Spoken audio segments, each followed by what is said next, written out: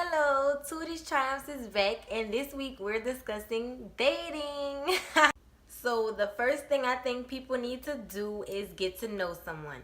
So, you need to get to know somebody's characteristics, their mannerisms, and their overall personality to figure out if you feel like you're compatible with that person or not. So, for instance, if I'm a goofy person, I will be compatible with somebody who's a jokester, somebody who loves to tell jokes, somebody who's silly, somebody who's funny.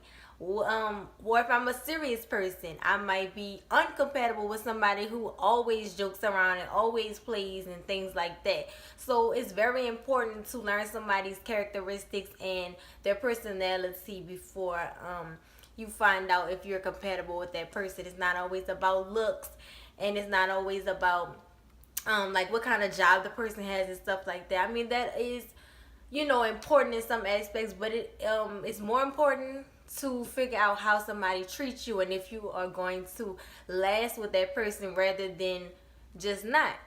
But it's important to understand what you want out of the relationship. So maybe I'm not looking for a boyfriend. Maybe I'm just looking for a situationship. But me and my significant other or the partner that I choose need to be looking for the same things. If he's looking for a girlfriend and I'm looking for a situationship, we're going to clash because our standards and what we want, our outlook is not the same. So that's not going to work for us. So it's very important to do that, but it's also important to broaden your horizons. Like a lot of people have types, or I like a dark skinned boy, I like a light skinned boy, I like somebody with curly hair or that kind of stuff. That's fine, that's cool. I never say that you're not supposed to have a type, but I feel like it's very important to broaden your horizon. So to give people that you wouldn't necessarily normally give a chance, to give that person a chance because you just never know. There's a famous saying that says, someone's innocent until proven guilty.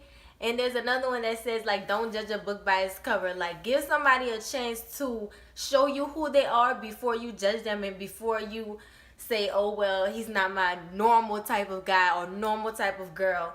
Give that person a chance to prove themselves worthy or unworthy of your time. Like I said, don't be afraid to broaden your horizon because you just never know who or what, the love of your life will look like. Like I said, I had a certain type, and now, God brought me a great gift.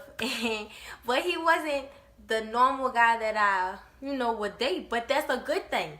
And so when it came, it was very unexpected, but I was accepting of it when it came. And it couldn't have came at a better time, for me or him. But it came at a time for me when I was ready, and it came for a time for him when he was ready. So y'all have fun. Y'all date.